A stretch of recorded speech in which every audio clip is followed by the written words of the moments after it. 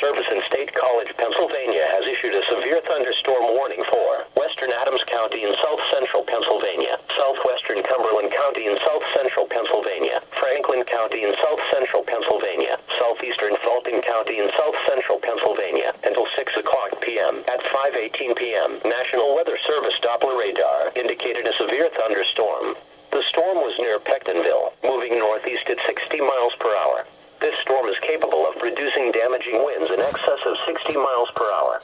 Locations in the warning include Fort Loudon, Greencastle, Marion and Chambersburg, Fayetteville in Scotland, Shippensburg and Shippensburg University, Walnut Bottom and Cashtown. Other locations in the warning include Gettysburg National Military Park, Whitetail Ski Area, Liberty Mountain Resort, Gettysburg College, Shippensburg University and Penn State Montalto. This will impact Interstate 81 between mile markers 1 and 36. This will also impact the following major roads: Route 11, Route 15, Route 30, Route 522, State Road 97. This severe thunderstorm has a history of producing wind damage near Berkeley Springs in West Virginia. Do not stay outdoors. Severe thunderstorms produce damage.